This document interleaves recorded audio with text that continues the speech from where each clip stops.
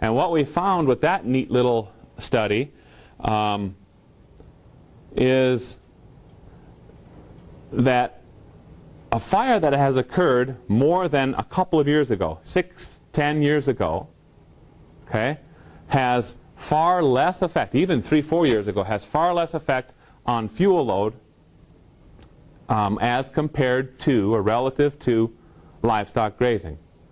So livestock grazing that occurs out on the big desert, which is fairly low intensity, low stocking rate livestock grazing, even that level of grazing can be used as a management tool to reduce fuel loads, keep the fuel loads drop fairly low, so you don't have very large fires occurring. So rather than doing prescribed fires, which are rather costly, and they end up putting carbon into the atmosphere, what a person can do instead as a management practice is use livestock grazing, cattle, sheep, goats, whatever it is, to reduce fuel loads and actually end up making money. Okay, well, the rancher would end up making money, but it could be used as a very, very effective management tool. Shortly after this time, Karen Launchbaugh and some others from the University of Idaho actually published a technical report that was, I think it has changed names a couple of times, targeted grazing, prescribed grazing, those sorts of things. And what they were talking about in that was exactly this, using livestock as a management tool to reduce fuel loads, to reduce weed infestations, and actually be used as flat out as a management tool. And it's kind of a neat thing. At around that time, or shortly after that time, we got into fuzzy systems. How many people know what a fuzzy system is? Fuzzy system, no? Fuzzy systems are very, very interesting things to me and to some other researchers and visiting scholars that have been here at the GIS Center. And what that is, if we have a pixel, right, a pixel in a raster layer, classification, whatever it happens to be, you know that pixel can only contain one value, right? That pixel can be, in the most generic sense, either true or false, ones and zeros, right? So let's say that we do a classification. We want to, what we're trying to do is locate areas of leafy spurge. We want this output map to show us that is leafy spurge, this isn't leafy spurge, this is, that's not, so on and so forth. So a person can go out in the field and either pull them out or do what they want to try to get rid of leafy spurge or whatever it is, right? You follow me? Well, so each of those pixels is going to be a 1 or a 0. Yes, it is leafy spurge. No, it's not. Trues and falses. That's an example of crisp logic, a crisp logic system. Fuzzy logic says, well, I'm going to assign a membership value to each of these pixels instead of 1s and 0s. So you may end up with an individual pixel getting a value of 0.25, meaning it belongs 25% to the leafy spurge class, and whereas another pixel may belong 90%, 0.90, to the leafy spurge class. Those are examples, or that's an example of what we call fuzzy systems. And really, in actuality, fuzzy systems have great potential for anything done in the natural resources, simply because natural resources are not crisp systems. Right? If you walk to the edge of the forest, right, I dare anyone, as we talked about I think just a couple of weeks ago, I dare anyone to say that this is the edge of the forest. Not there and not there. Right? It's never that clear. And I think that with all these Idahoans in here that it's probably pretty self-evident. Some other folks who live in the concrete canyons only, it may not be that clear. Because in that situation, this is the road and that's the sidewalk. We can draw those crisp lines. Natural resources, we can't. So there's a lot of very interesting stuff that we have done, I think, with fuzzy systems. and continue to do on occasion. The problem with fuzzy systems is they're very, very hard to validate. Right? How are you going to validate? How are you going to prove that that model was a good model when it says 33%, 34%, 35% is leafy spurge? How do you validate something like that? Remember the error matrices we talked about last time? So that's one of the reasons that we don't see a tremendous amount of fuzzy systems in use. Not because they don't necessarily work so well, but because they're so hard to validate and figure out if they do work really well. Another one of these bullets here, we had dealt with some identifying challenges with geospatial applications in range science. Co-registration effects, that was kind of a neat paper. I think we've talked about that already. It's very important that we place our GPS field positions, right, into the right pixel if we're going to have any hope for producing a good classified model, right? We saw when we did our experiment on that, we saw that prior to establishing really, really good co-registration between the field samples and the satellite imagery, that our classification accuracy to locate rare targets like new weed infestations was 46% overall accuracy. Not very good. Once we changed that, fixed up the co-registration, we're at 99%. Right? Because we were putting the field sample that says, hey, this is what this weed looks like, putting it into the right pixel that actually contains the weed, and then the satellite, we use in QuickBird imagery, the satellite image processing software had a much easier time getting the right answer, showing you other places where this weed also exists. Classification assessment with bootstrap resampling. It's some more work in error and uncertainty research. We talked about this just a couple of weeks ago. Fire severity modeling in semi-arid rangelands. What we found out there, how many folks have heard of this thing called the normalized burn ratio? Normalized burn ratio, NBR. Maybe I was thinking maybe some of the natural resource folks, biology folks had heard of that. That's a remote sensing based process.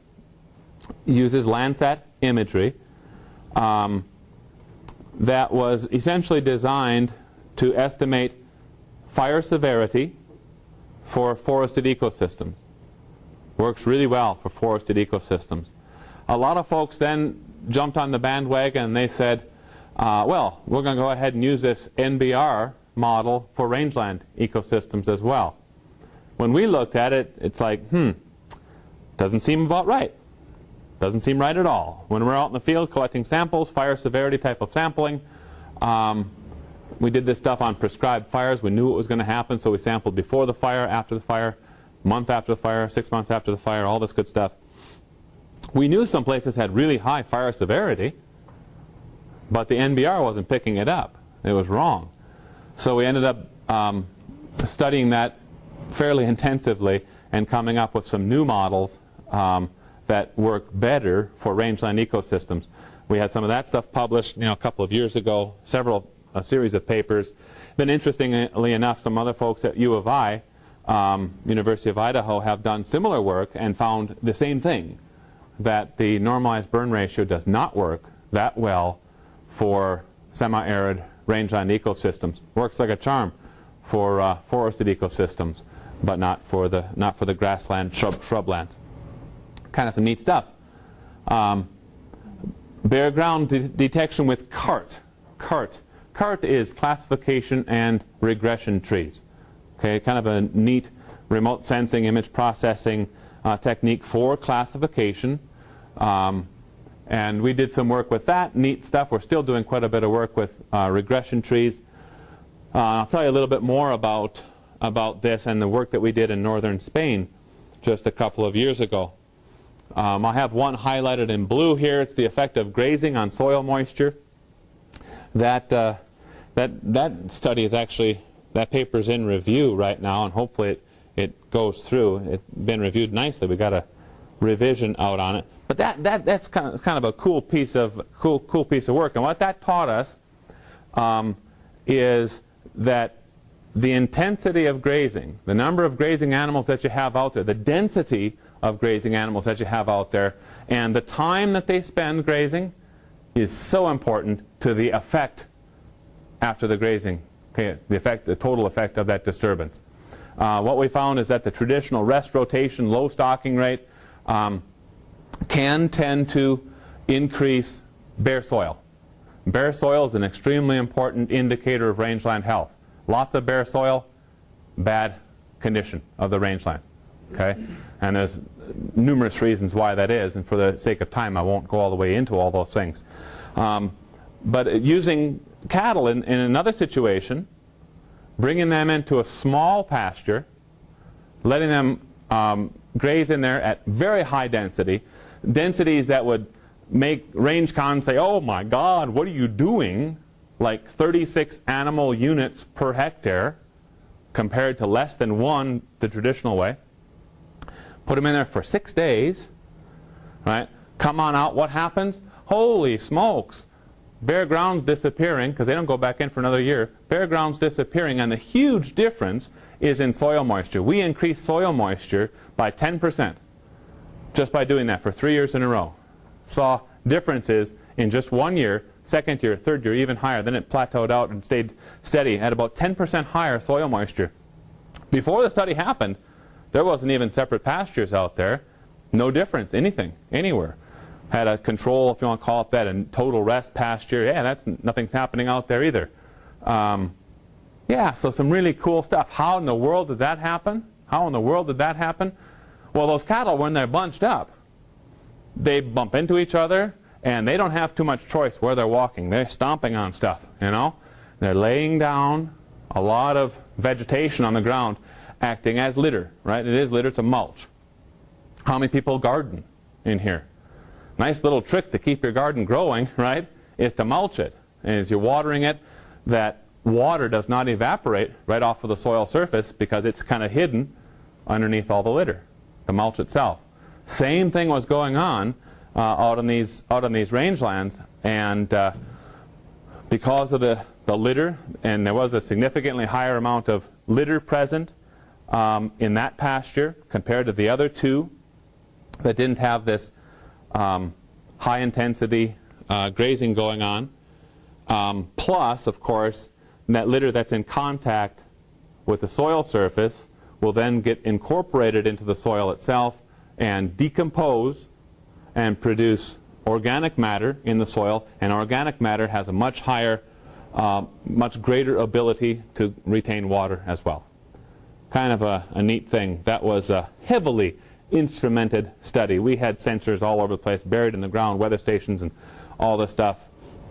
It's like a hospital where we had everything everywhere. We kind of knew exactly what was going on in that place every 20 minutes.